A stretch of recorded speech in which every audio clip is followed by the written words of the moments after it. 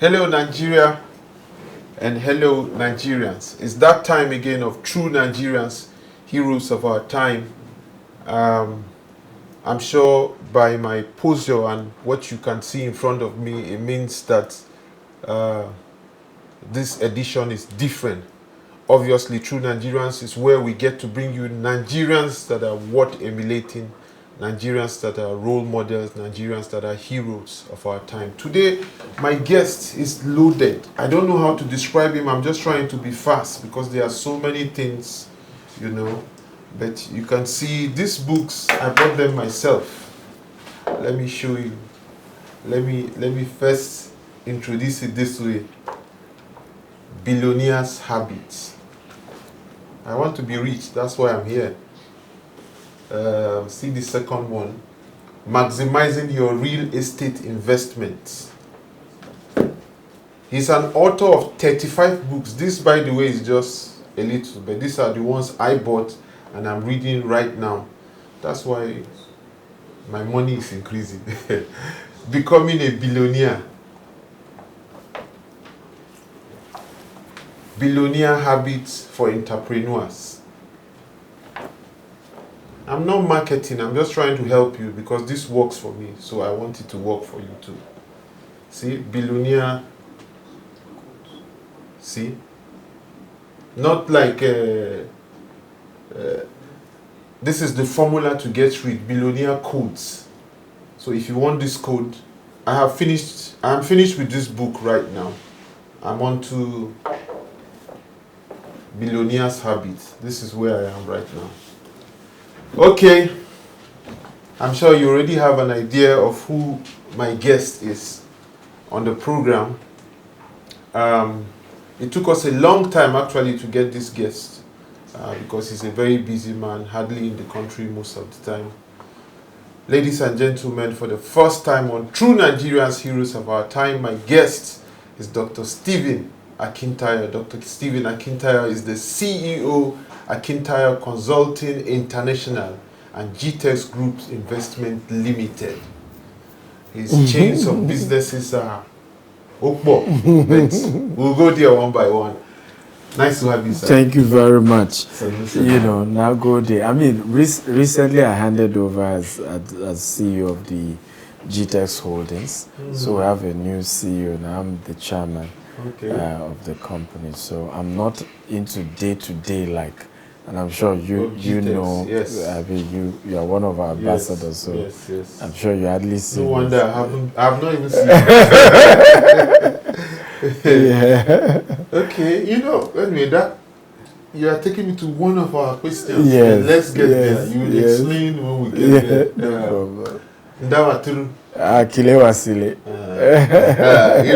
We are all Borno people, Meduguri people, so we know, and he can speak Hausa too very well. Yes. Okay, sir. Our first and traditional question. I have so many questions to ask you. I can't wait. But our first and traditional question: what is your definition of a true Nigerian? How will you define a true Nigerian? Very good question, actually. I think a true Nigerian, in my own definition, is somebody who has had a taste of, the six, at least the three major regions of the country, if not the six. Because part of why you see, bigotry statements by some people, tribal, divisionary statements, because if you check, they have not been able to live across the various regions. So if I'm a Yoruba man and I've lived most parts in Yoruba, I think Yoruba is the only thing that exists. If I'm an Hausa man, I've only lived in the north. I think the north is the only thing that exists. If I'm an Igbo man and I've only lived, in Igbo land, I think Igbo is the only thing that exists. But a true Nigerian has had a taste of all and understand why we really can't do without each other. And such people end up really appreciating that even though it's a British conjuncture that brought us together, but there's something divine about it, because every part of this nation has something unique that the other part doesn't have. Right? The Niger Delta has the oil that other parts don't really have. The Igbo man has the sense and the entrepreneurship skill that most other parts can't just see. Right? The Yoruba man has the, the professional demure of being a professor, being an accountant, being a this, being a, and really be chunking a lot of professionals. The Hausa man is feeding us, really, right? And understand politics. Okay? Very well. So everybody brings something to the table. So a real Nigerian understands all this. Perfect. Nobody has actually defined it like this. That means you are also part of the people who are campaigning we should remove state of origin. Absolutely. Because most of the time when you absolutely. I feel more like a northerner than a Yoruba man, because I spend more, as of today, I've spent more time in the north than I've spent in southwest. And so mentally, I am more, simplistic, compared to an average, people of my own tribe. Why don't you want to use Yoruba man? Average Yoruba man. I'm more simplistic, as you find in the north. Of course, I don't appear like that, but when you come close, I'm very down to earth, and that's typical of an average Hausa man. You are Yoruba, right? And I'm very direct. A Yoruba man will want to yes, it's the truth, but you can sugarcoat it, you can trick the truth this way, you can go, you don't go direct, and that's how it gives it to you, right? So, so for me, I'll be excited to connect more with my Hausa heritage as well, because I spent a longer time there. So my point is, we should definitely allow people choose where they're born or where they live, not all this. My forefathers are from X, Y, Z, and you may not have connected with those so-called forefathers in the long term. Now you see why I sing more in Hausa. Okay. Yeah. You are a huge inspiration to most people, especially given your humble beginning. When I read it, I was close to tears. Some of us think we have suffered. When I read your own, it's different. I used to say I have suffered because I used to be a dustbin boy, but I was working as a dustbin boy and they were paying me. Yes. Your own case, you even said poverty was your surname, hunger your greatest challenge, how you were scavenging for food throughout primary school.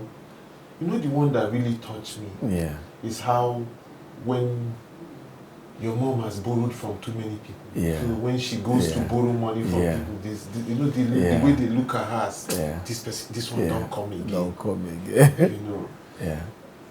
Tell us. I want to hear it from you. I'm sure it will also inspire a lot of people who think now that because they are from a very poor home, they cannot make it. They look at the rich people and they give up. You can never make it. How did you? What was the push? What was the trick? Very good question. So, first of all, I would say my father and mom were good, decent people. My dad was a building contractor. My mother was a civil servant with PACN. Boy used to be NEPA, and I think they are now called Gencos, or I don't know what's their new name now. Yeah, I still call them NEPA. And very good people. But before I was born, my dad's business had crumbled. He was apparently then. People from the southern parts were coming to the north to help them build, because a lot of the northerners then were not that educated.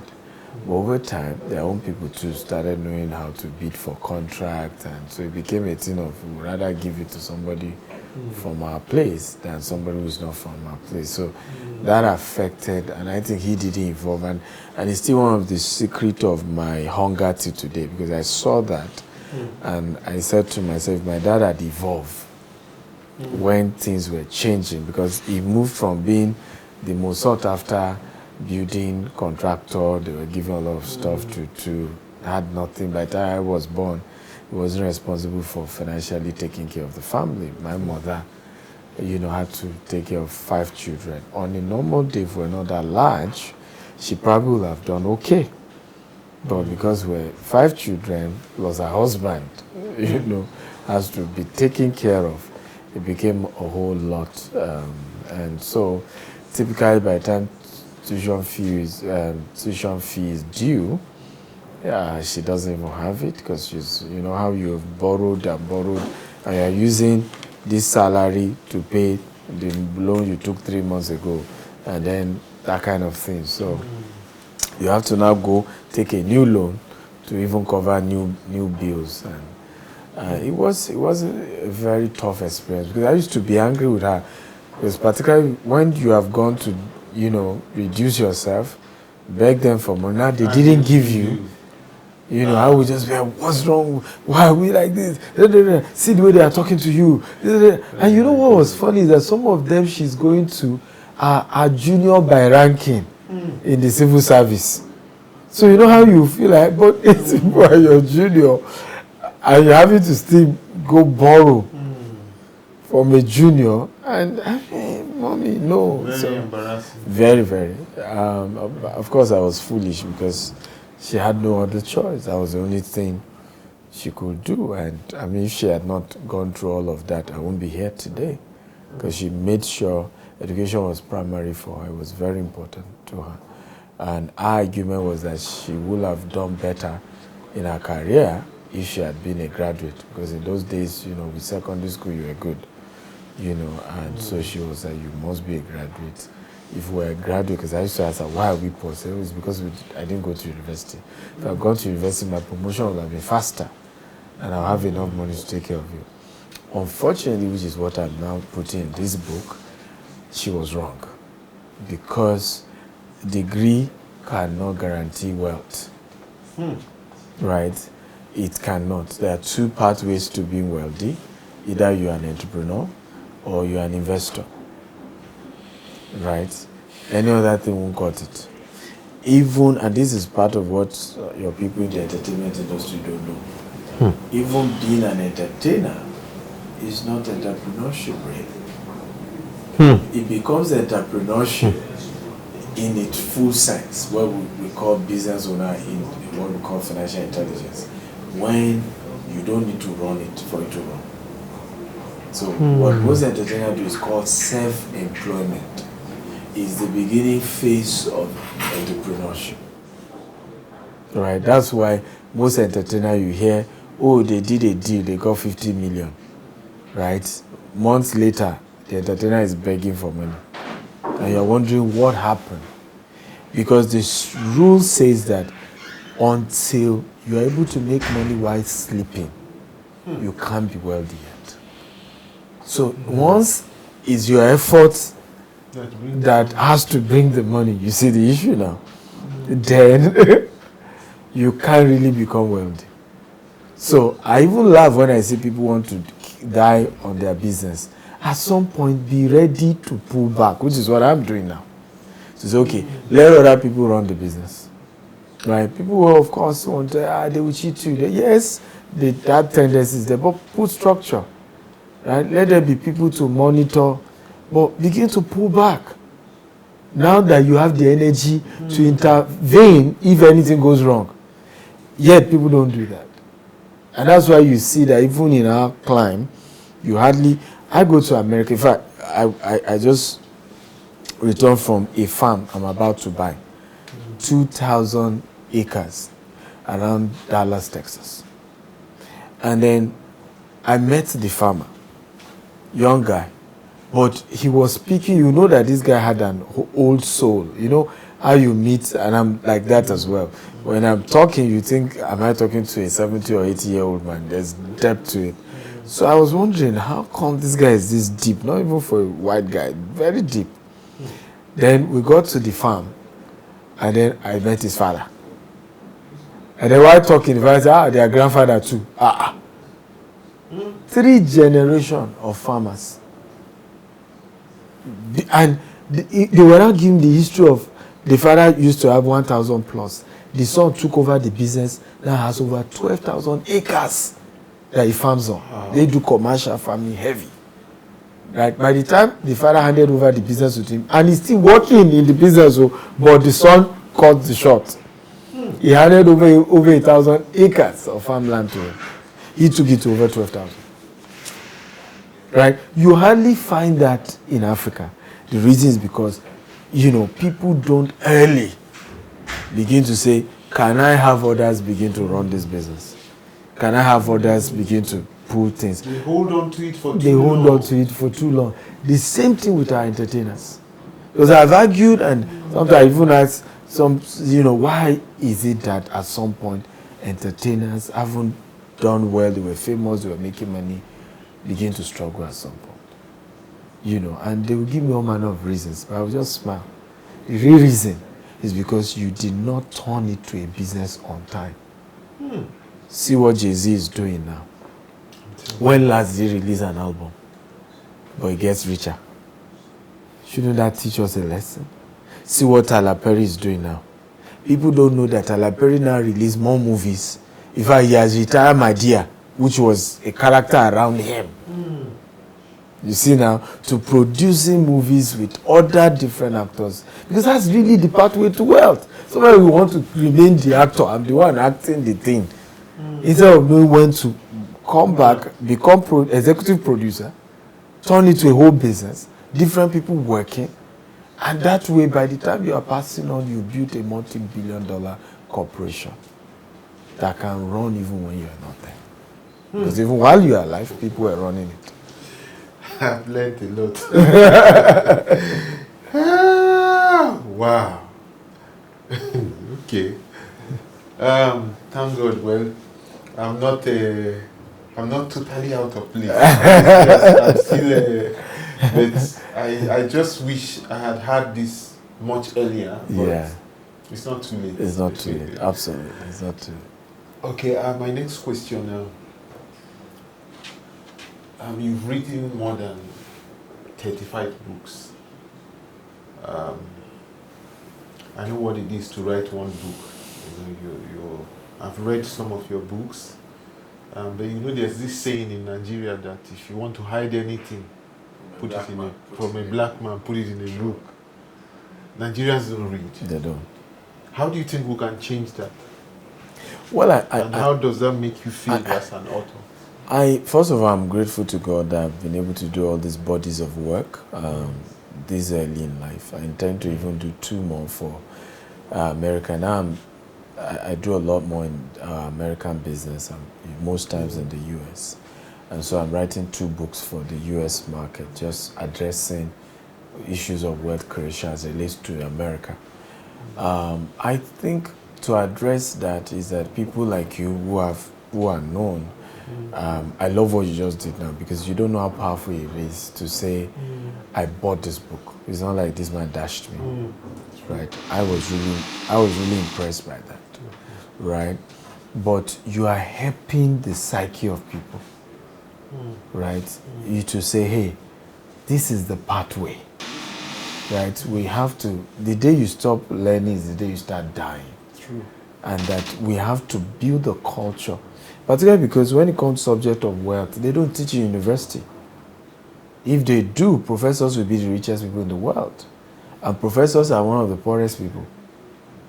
Right? That's why some of our professors have farms, have other side business that they even engage us to help them with and give us better grade because we're willing to come and help professors' side also. I had a professor like that. He used to engage me to come and help him with his side also.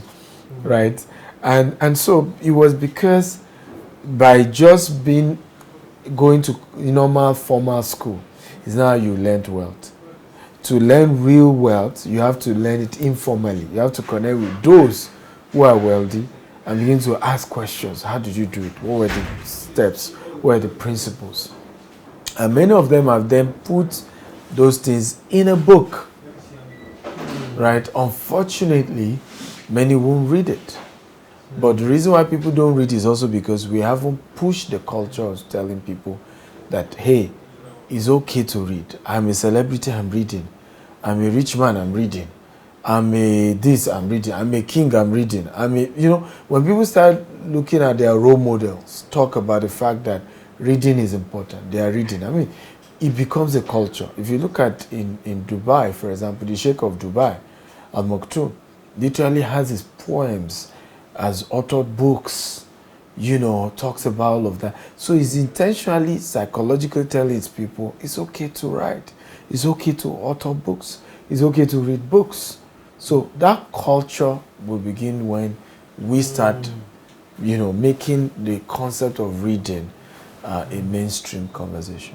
Especially from famous people. Exactly. Yeah, just like you said. Yeah. Well, me, I've been reading. It's just that yours are very good. They are not that big. Some books, when you look at some books, it's intimidating. Like, this can be one book, yes, know? I know. So such books, no, I don't go there. But this is good, And then the writing is clear. It's easy to read. It's easy to read. It's big and all that. So, okay.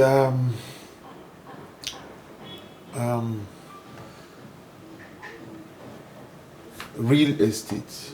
You are huge with real estate. You are very successful. I've had my own bad experiences with real estate people. So I have before I met you, I have a bad impression about anybody that is into real estate because they have duped me like 5 times. Really? Yes, I have evidence. In fact, I was planning, I'm going to start mentioning the names of the companies. I bought like 5 different duplexes in Abuja. Wow. And up to today, some are in court, about 3 in court. The other ones, they are still telling me stories every day. So when you talk about anything real estate, I have an impression. But when I was invited to be an ambassador of GTEx, and I went through your biography and everything, and the way you spoke and everything, I knew that, okay, this is original. But the business also comes with a lot of challenges. It does. Most especially, you may be the head, but the ones down there might not be trustworthy. True. And then the issue of also government and government policies. How were you able to be honest in, should I say, I don't want to call it a dirty business, a business that is associated with being fraudulent, or a business that can be used because I'm saying based on my own experience. How are you able to stay honest? Because obviously you are a very honest man. I've seen that in different ways, how you relate to people. So because most people think you cannot be honest in real estate or property business and make it. How were you able to be honest and still succeed nationally and internationally? Well, very good question. I think by the time we started, the industry was already messed up.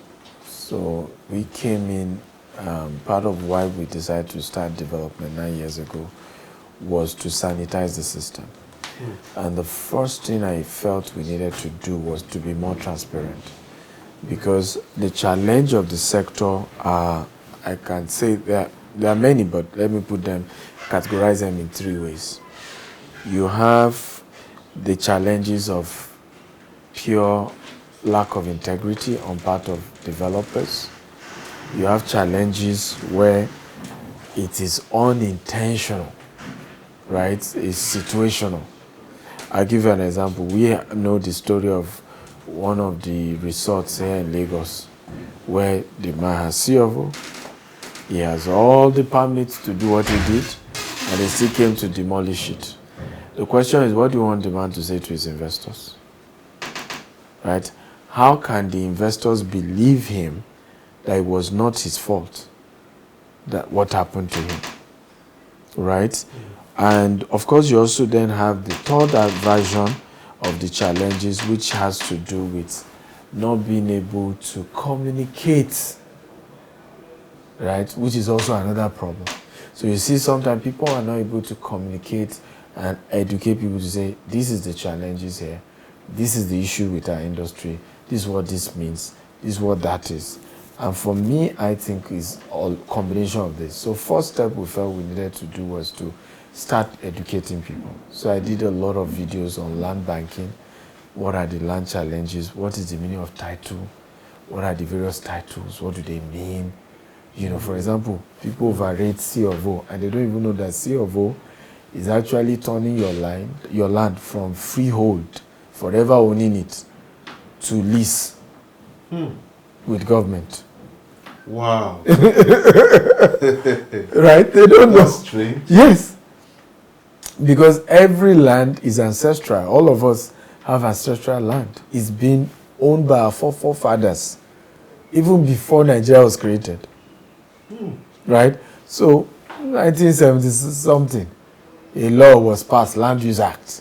Say all land belongs to governor. The governor can wake up and say, I own this land, and that the governor now needs to give you one document. It's the same thing the British used when they colonized all over the world, by the way. The British will come and say, you know what, sign this document that we now own your land. And that we are now the one that will now be issuing you a document giving you rights to the land you originally own. Right? So the same thing was introduced to Nigeria. To say all lands now belong to the governor. Systematically admitting that is not your yes. All land now belongs to the governor. So when I hear people say, CFO, and what does the CFO mean? It means the governor has said, I give you rights to this land for 99 years. So 99 years is come back to me. That's true. And so you say, hey, does the land have CFO? It doesn't have CFO. Like, right? So when we started breaking down and demystifying this thing, like, really? Oh, I get it. This country needs unity. We need peace. I'm all for renegotiating the terms of our coexistence. We have to renegotiate it. The youth have been misguided, unfortunately. You know? I like my country. I like the land and people. Hey, look, I have 40% shares in this company. So if I had known that you... Judges are either corrupted or they are afraid of giving judgment. There's no stopping us. No stopping. But government requires more revenue to make sure that these initiatives... Give us a better Nigeria! Give us a better... Youth are the vehicles of change. The youth are the answer.